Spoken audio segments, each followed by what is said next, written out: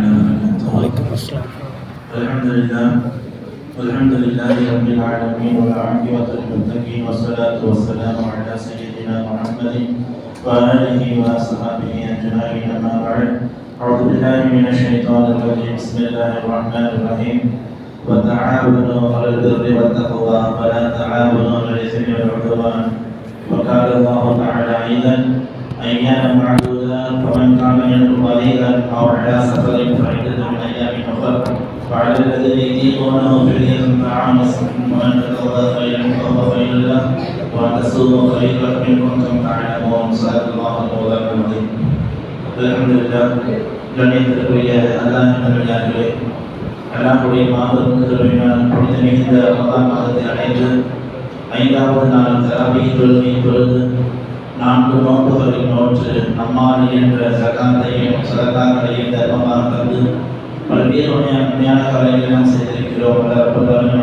கருணையினால் நாம் செய்து வைத்த அனைத்து அமல்களை முழுமையாக கவலை செய்வானாக. அதில் இருக்கக்கூடிய அத்தனை வகையான குற்றம் குறைகளை மன்னித்து முழுமையாக கவலை செய்து அதற்குரிய கூலிகளை நிறைவாக தந்தல் புரிவானாக.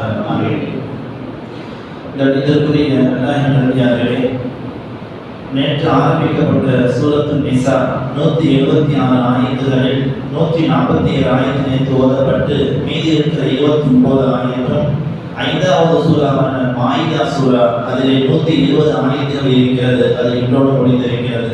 மொத்தம் 149 ஆயத்துகள் ஓதி முடிக்கப்பட்டிருக்கிறது. அல்ஹம்துலில்லாஹ்.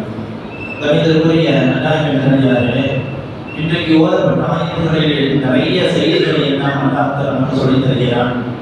ஆனால் இன்றைக்கு ஓதப்பட்ட ஆயத்துகளை விட இந்த ரமலான் மாதத்திலே 4 ஜும்மாக்கள் இருக்கிறது.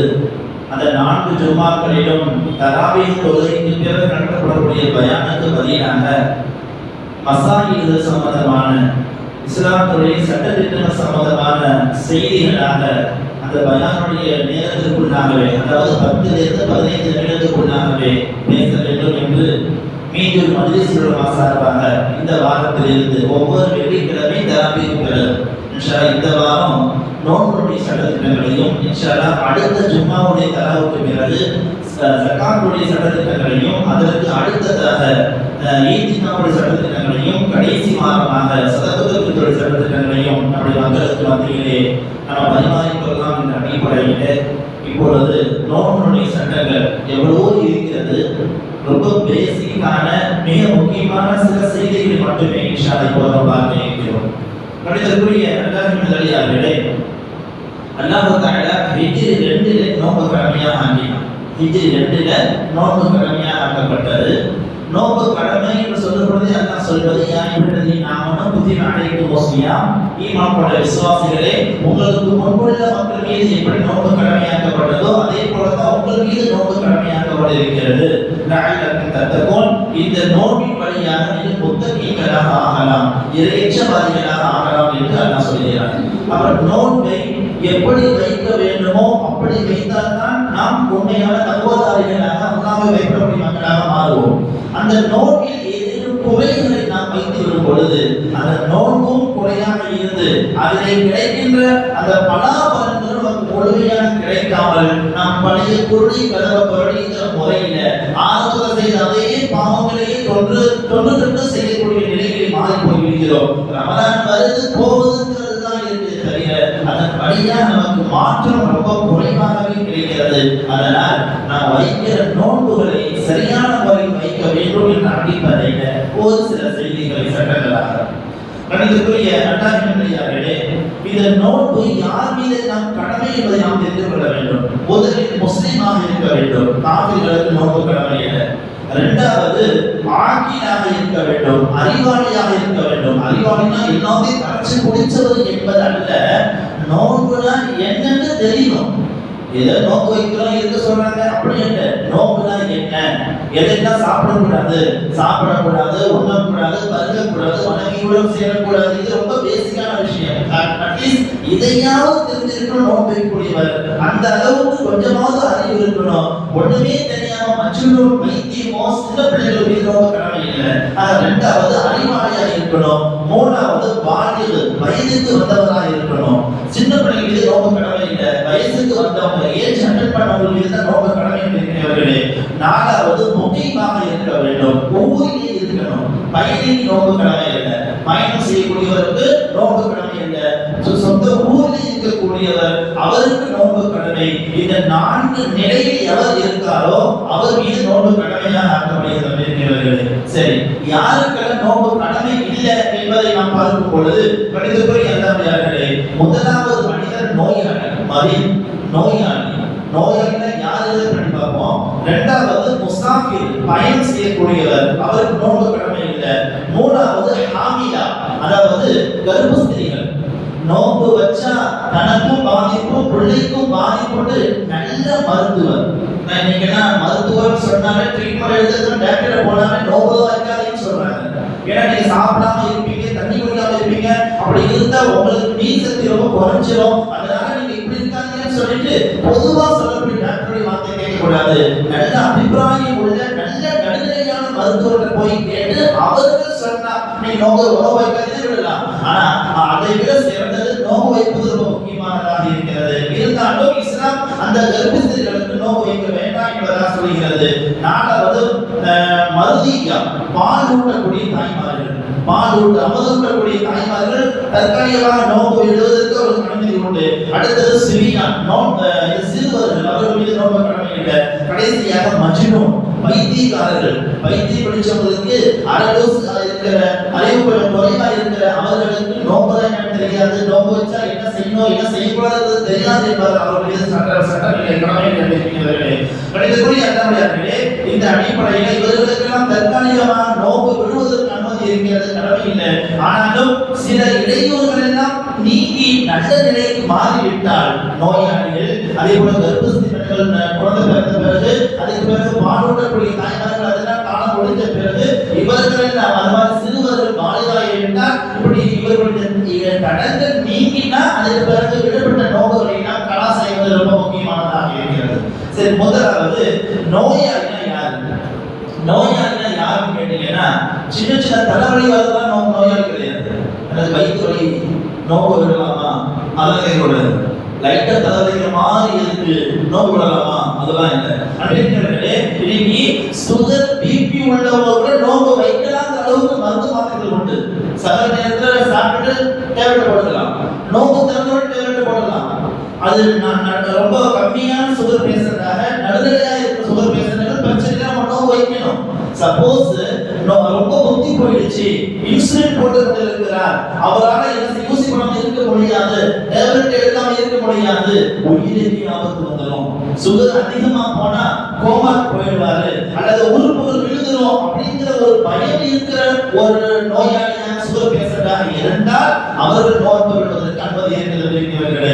அதே போல மிக முக்கியமான ஒன்று என்னன்னாக்க, உயிர்கொல்லி நோய்களாக இருந்தால், இருதய நோய், ஹார்ட் பேஷண்டா இருக்கிறாரு, இரண்டாவது புற்றுநோய், கேன்சர் உள்ளவராக இருக்கிறாரு, சிறுநீரக நோய் உடையவராக இருக்கிறாரு, நீரிழிவு நோய் உடையவராக இருக்கிறார், இவரெல்லாம் நோன்பு வைக்கிறனா நோன்பு வச்சா இவர்களால் இருக்க முடியாது, சாப்பிடாம இருக்க முடியாது, பதுங்காமல் இருக்க முடியாது. அதனால இவங்கெல்லாம் நோன்பு வைக்க வேண்டாம் என்பதாக மார்க்கம் சொல்கிறது.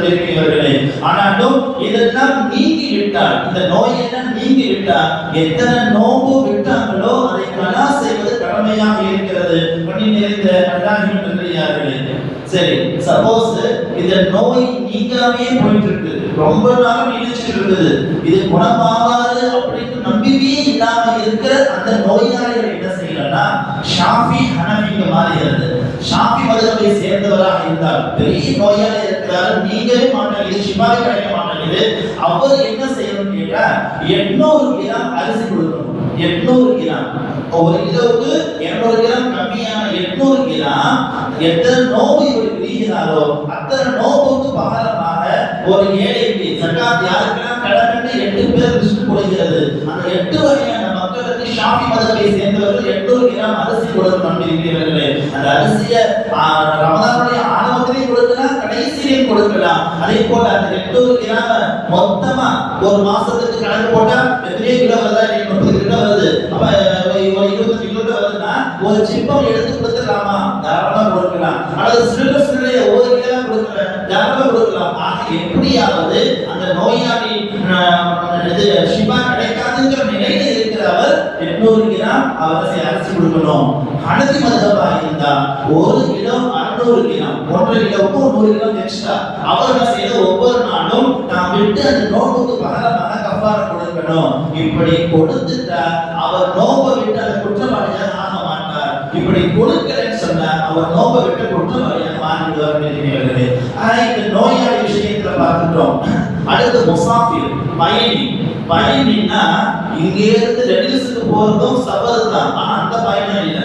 அன்றைக்கு ஹனஃபி மذஹபை சேர்ந்தவராக இருந்தா 48 மைல் அதாவது 77 கிலோமீட்டரை கடந்தவர் தான் இஸ்லாமின் பார்வையில் முசாஃபிர் மைல் வருகிறார்.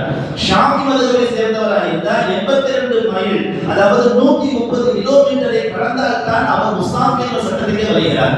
இப்படி 130 கிலோமீட்டரை கடந்து நாம் தொலைதூரத்தில் பயணம் போவேயானால் இடையூறு ஏற்படும் என்பதால் தற்காலிகமாக நோம்பு வைக்க நோம்பை விட அனுமதிக்கிறது மார்க்கம். ஆனா இது பயணம் போயிட்டு வந்த பிறகு விட்ட நோம்பை கலா செய்யணும் என்பதாக மார்க்கம் சொல்லி தருகிறது. கணிதத்துறை அன்றாடியார்களே, சரி இப்ப நார்மல் ஸ்டேஜுக்கு வருவோம். நார்மல்னா எது வந்து ரொம்ப முக்கியமா கேட்பாங்கன்னா அதுல நோம்பு வச்சா குளிக்கலாமா, நோம்பு வச்சா பல் தேய்க்கலாமா, நோம்பு வச்சா எண்ணெய் தேய்க்கலாமா, நோம்பு வச்சா முடி வைக்கலாமா, நோம்பு வச்சா நகம் வைக்கலாமா, நோம்பு வச்சா ட்ரிம் பண்ணலாமா, சில நோம்பு வச்சா சேவ் பண்ணாம வைக்கிறாங்க. சேவ் எப்போதும் வளர்க்கிறது இது என்ன சப்ப காரணம் ஒண்ணுமே கிடையாது. நோம்பு வைக்கும் போது தாராளமா முடி வைக்கலாம், நகம் வைக்கலாம், அதே போல எண்ணெய் தேய்க்கலாம், குடிக்கலாம், தாராளமா செய்யலாம் தெரிஞ்சவர்களே. ஆனா 3 விஷயம், காதுக்கு மருந்து போடலாமா, மூக்குக்கு மருந்து போடலாமா என்றால் காதுக்கும் மூக்குக்கும் மருந்து போடக்கூடாது. மருந்து போடக்கூடிய நிலை வந்தா நோய் முடிஞ்சிடும். ஏன்னா நீங்க மூக்குக்கும் காதுக்கும் மருந்து போட்டீங்கன்னா அது நேரம் இறப்பைக்கு போகும், தொண்டை வழியாக உள்ள போகும், வயிற்றுக்கு போயிடும், அதனால நோய் முடிஞ்சிடும். ஆனா கண்ணுக்கு மருந்து போடக்கூடிய சூழ்நிலை வந்துச்சுன்னா கண்ணுக்கு போட்ட நோய் இது நோவு தாராளமா கூட முடியாத இருக்கிறவர்களே. அதனால தான் நீங்க கண்ணுக்கு சுருமா போடுங்கன்னு சொல்லிக்கிறது மார்க்கம். அந்த சுண்ணத்தை விட்டுறோம். சுண்ணத்துங்க சுருமா போடுறது ரொம்ப முக்கியமானது. கண்ணுடைய நோய் நீக்கும், கண்ணுடைய சூடை தணிக்கும், கெட்ட நீரை எல்லாம் போக்கும், கண்ணில் இருக்கிற அழுகுகள் கசடுகளை எல்லாம் நீக்கும், கண்ணுக்கு அழகு தரும், கண்ணுக்கு குளிர்ச்சி தரும். தினந்தோறும் ஸல்லல்லாஹு அலைஹி வஸல்லம் அவர்கள் கண்ணுக்கு சுருமாயிட்டு தான் பொங்குவாங்க என்பதெல்லாம் ஹதீஸ் வருகிறது. குறைந்தபட்சம் வாரந்தோறும் வெள்ளிக்கிழமையாவது சுருமாயிடணும். இந்த சுண்ணத்தை நீங்க விரும்பி கையாளிட்டு அதுதான் கண்ணாடி போடக்கூடிய சுண்ணத்து சின்ன சின்ன வயசுல வந்தது. எனவே கண்ணுக்கு மருந்து போட நோம்பு முடியாது. முடிஞ்ச அளவுக்கு சுருமா போட முயற்சி செய்யணும். சரி, அடுத்ததாக பேஸ்ட் போட்டு முதலாமா நோம்பு வச்சிருக்கிறோம். பேஸ்ட் போட்டு முதலாமா கேட்டா மார்க்கத்துல மக்ரூஹ் தன்சீஹ் வருகிறது. மக்ரூஹ்னால அது ஒரு மனது 2 வகையா சொல்வாங்க. தன்சீஹ் தஹரீம் சொல்வாங்க. தன்சீஹ்னா லேசான மக்ரூஹ் தாராளமா செய்யலாம். ஆனா மக்ரூஹ் தஹரீம் சொல்வாங்க. அது இரண்டாவது ஹராமுக்கு நெருங்கும், அது கண்டிப்பா செய்யக்கூடாது. அதனால பேஸ்ட் போட்டு பல்லு விளக்கலாம் ஓகே. ஆனா அந்த பேஸ்ட் உள்ள போகும் சூழ்நிலை வரும். பேஸ்ட் போட்டு விளக்கும் போது டேஸ்டா இருக்குன்னு உள்ள லைட்டா பண்ணிட்டா நோம்பு வந்துடும். அப்ப இந்த சூழ்நிலை இருக்கிறதுனால பேஸ்ட் போட்டு விளக்குவதை விட பேஸ்ட் போடாம நீங்க மிஸ்வாக் யூஸ் பண்ண ரொம்ப நல்லது. மிஸ்வாக் அந்த சுண்ணத்தை நீங்க நிறைய விட்டு இருக்கீங்கன்னா அந்த மிஸ்வாக் கூட முக்கியமான ஒரு அமலத்தை சிறப்பு நமக்கு தெரியும் நேரம் போய் கொண்டிருக்கிறீர்களே. எனவே பேஸ்டுக்கு பதிலாக நீங்க மிஸ்வாக் யூஸ் பண்ண ரொம்ப நல்லது. ஏனென்றால் நோம்பாளியுடைய வாய் வாடை அல்லாஹ்வுக்கு கஸ்தூரி வாடையை விட மிக உயர்ந்தது என்று நீங்க சும்மா பயணம் பார்ப்போம் இருக்கிறீர்களே. மூசா அலைஹி தௌராத் எழுதி கொடுக்கும் பொழுது அந்த நோம்பு வைங்க, 30 நோம்பு வச்சுட்டு பல்வரைக்கு வந்தாங்க மூசா அலைஹிஸ்ஸலாம். மீண்டும் 10 நோம்பு வைங்க. ஏன்னா உங்க நோம்பாளியா இருக்கிற உங்க வாயிலிருந்து வரக்கூடிய வாடை எனக்கு கஸ்தூரி வாடையோட மிக உன்னதமானது என்று நோம்பாளுடைய மதிப்பை உணர்த்துகிறான் அல்லாஹ் தஆலா. எனவே பேஸ்ட் போட்டு விளக்குவதை விட மிஸ்வாக் சொல்லி விளக்குவது ரொம்ப ஏற்றமானதாக இருக்கிறது. சரி, 3வது விஷயம், ஊசி போடலாமா? நோம்பு வச்சுட்டு ஊசி போடலாமா, ட்ரிப்ஸ் ஏற்றலாமா அப்படின்னு ஒரு சிலட்டம் அப்படிங்கிற. அதே போல சில மக்கள் கேட்பது தைலம் பூசலாமா, அடுத்து நீராவி பிடிக்கலாமா, ஆவி பிடிக்கலாமா, ரொம்ப இதா இருக்கு கோல்டா இருக்கு ஆவி பிடிக்கலாமா. இன்னும் சில மக்கள் கேட்கறாங்க இன்ஹீலர் யூஸ் பண்ணலாமா, இன்ஹீலர். அடுத்து நம்ம யூஸ் பண்றாங்க நெப்ளைசர் யூஸ் பண்ணலாமா அப்படின்றலாம் கேட்கறாங்க. அப்படிங்கிறது ஷார்ட்டா வளர்க்கணும்னு சொன்னா ஊசியோ ட்ரிப்ஸோ ட்ரீட்மெண்ட்டுக்கு ஏற்றுக்கலாமான்னு கேட்டா தாராளமா ஏற்றலாம். உடம்பு நோயாளியா இருக்கிறோம், அதுக்காக வேண்டி ட்ரீட்மெண்ட்டுக்காக வேண்டி போட்டுக்கலாம்னா தாராளமா போடலாம். ஆனா டெங்குக்காக வேண்டி ரொம்ப லைஃபா இருக்கிற, பலகீனமா இருக்கிற, கொஞ்சம் ட்ரிப்ஸ் ஏற்றிக்கிட்டா, கொஞ்சம் சத்து ஊசி போட்டுக்கிட்டா எனக்கு டெங்கு கிடைக்கும் அப்படின்னு நிறைய நோம்பு வச்சுட்டு ஊசி போட்டா நோம்பு வச்சிடும். எனவே டெங்குக்காக ஊசியோ ட்ரிப்ஸ் ஏற்றுற நோம்பு வச்சிடும், ட்ரீட்மெண்ட்டுக்காக ஊசியோ ட்ரிப்ஸ் ஏற்றுற நோம்பு வச்சிருக்கிறே. அடுத்து தைலம் போடலாம் நோம்பு வச்சுன்னு கேட்டா தாராளமா போடலாம். ஆனா மூக்குக்கு வெளியில தான் போடணும். தலை தச்சுக்கலாம், மூக்கு வெளியே போடணும். மூக்கு உள்ள கொஞ்சம் லைட்டா உள்ள தள்ளாம நினைச்சு உள்ள போட்டீங்கன்னா நோம்பு வச்சிடும். அப்ப மூக்குக்கு வெளியே தைலம் போடலாம், மூக்கு உள்ள போடக்கூடாது என்பது தெரிய வருகிறது. அடுத்து நீராவி ஆவி பிடிக்கலாமா கேட்டா கண்டிப்பா பிடிக்க கூடாது. ஏன்னா நீங்க ஆவி பிடிக்கும் பொழுது அதனுடைய புகையோ அதனுடைய மாசையோ உள்ள போய் தொண்டை போய் உள்ள வயிற்றுக்குள்ள போக வாய்ப்பு இருக்கு. அதனால நம்ம புரிஞ்சு இருக்கிறீர்களே. அடுத்து இன்ஹேலர் யூஸ் பண்ணலாமா கேட்டா அதுவும் கூடாது. எனவே மூக்குல தைலமே போடக்கூடாதுன்னா அதை ஒரு வருஷம் உரியும். அதனால இன்ஹேலரும் யூஸ் பண்ணக்கூடாது, நெப்ளேசரும் யூஸ் பண்ணக்கூடாது என்பதாக நம்முடைய மார்க்கம் சொல்லி தருகிறது. அடுத்தது பெண்கள் நோம்பு வச்சுட்டே இருக்கிறாங்க. நோம்பு திறக்கிறதுக்கு ஒரு 5 நிமிஷம் 10 நிமிஷம் தான் இருக்குது. திடீர்னு மாதவிடாய் வந்தது. அப்ப அவங்களுக்கு கூடுமான்னு கேட்டா நம்பிக்கைகளை அந்த நோம்பு வந்துடும். 5 நிமிஷம் இருந்தாலும் சரி, 2 நிமிஷம் இருந்தாலும் சரி, அந்த நோம்பு திறக்கிறதுக்கு முன்னாடியே அவங்களுக்கு கையில் வந்துச்சு, மாசத்துக்கு வந்துருச்சு சொன்னா அவங்களுக்கு நோம்பு இருக்கணும். அவங்க விட்டு நோம்பு பின்னாடி கலாசி என்பதாக மார்க்கம் சொல்கிறது. சரி, நோம்பு வச்சு விடுதலை பிள்ளைங்க சுய இன்பம் பண்ணிட்டாங்க. சுய இன்பம் பண்ணிட்டா வீடுகளை நின்று வெளியாயிடுச்சுன்னா நோம்பு பொறிச்சிடும். வெளியாக நோம்பு பொறியாது. ஆனாலும் அவங்க இந்த செஞ்ச பாவத்துக்கு மன்னிப்பு கேட்கணும். அந்த நோம்பு பொறிச்சதால அந்த நோம்பை பின்னாடி கலாசையும் என்பதாக மார்க்கம் சொல்லி தருகிறது. சரி, நம்ம நோம்பு வச்சிருக்கிறோம், தூங்கிட்டு இருக்கிறோம், தூக்கத்துல கடிதமாயிடுச்சு, தூக்கத்துல குளிப்பு கடமை ஆயிடுச்சு, நோம்பு பொறிச்சிருமா அப்படின்னா நோம்பு பொறியாது. ஏன்னா தானா வெளியே நோம்பு பொறியாது, நம்மளுடைய முயற்சி கூட இருந்தால் நோம்பு பொறிச்சிடும். சரி, இப்ப நைட் நேரத்துல மனைவியோட கூட்டிட்டோம், நம்ம அப்பயே ஏச்சு குளிச்சிடணும். சப்போஸ் குளிக்க சோம்பேறித்தனமா இருக்கு, காலை ஏச்சு குளிச்சுன்னு நினைக்கிறோம், காலை எழுதிச்சா சகர் நேரம் ஆகிடுச்சு, சகர் முடிய போகுது. உதாரணத்துக்கு 4 சகர் முடியுதுன்னா நீங்க 4 மணி தான் எழுதிருக்கீங்க அல்லது 4:40 தான் எழுதிருக்கீங்க. அப்ப எழுதிச்சு குளிச்சுட்டு நீங்க சாப்பிட முடியாது, சகர் முடிஞ்சிடும். அதனால அப்ப நிலைமை வந்துச்சுன்னா அப்ப எழுந்திருச்சு ஒழு செய்துட்டு சாப்பிடணும். அது சாப்பிட்டு முடிச்ச கையோட குளிச்சுட்டு பதில் கொடுக்கணும் என்பதாக மார்க்கம் சொல்லி தருகிறது. இது போன்று சில விஷயங்கள் இருக்கிறது. இதில் ஏதேனும் உங்களுக்கு சந்தேகம் ஏற்பட்டுச்சா தனியா வந்து கேளுங்க. வேற ஏதேனும் சந்தேகம் வந்தாலும் கண்டிப்பா நீங்க தயவுக்கூட கேட்டு உங்களுடைய நோக்கை சிறப்பான நோக்கை முயற்சி செய்யுங்கள். ஆனா வேண்டுமென்று நோக்கு முடிச்சா நீங்க நோக்கை முடிச்சுட்டா அல்லாஹ் சரியான பலன் தரான். என்னன்னா வேண்டுமென்றே ஒரு மனைவியோடு நோக்கு வச்சுட்டு வீடு கூட்டிட்டா, வேண்டுமென்றே ஏதாவது ஹராமான காரியம் செஞ்சு நோக்கு முடிச்சுட்டா ஒரு அடிக்கடி விடுதலை பண்ணணும். அது முடியலன்னா 60 நோக்கு தொடர்ந்து வைக்கணும். 61 நோக்கு பேரடி முடிச்சுட்டா 60 நோக்கு தொடர்ந்து வைக்கணும். 59 நோக்கு வச்சுட்டோம், 60வது நோக்கு வைக்காம விட்டுட்டா மீண்டும் திரும்ப 60 நோக்கு வைக்கணும் என்பதாக மார்க்கம் சொல்கிறது. ஏன்னா வேணுனே முடிச்சுட்டோம்ல, அதை கண்டா தரக்கூடிய பயங்கரமான தண்டனை இருக்கிறவர்களே. அது முடியாத பட்சத்துல 60 ஏழைகளுக்கு சாப்பாடு தரணும், ஒரு நோக்கை விட்டதனால முடிச்சிருக்காரு என்று மார்க்கம் சொல்கிறது. எனவே இஸ்லாத்தின் முழுமையாக விளங்கி சட்டத்திட்டங்களை நாம் அமல்படுத்தி சிறப்பான முறையில் நோக்கு வச்சு அந்த ரசூல் அன்பை கொண்டே பிறப்பை பாக்கி சாலையாக நம்மை ஆட்கள் புரிவானாக. நாம் இவ்வாறு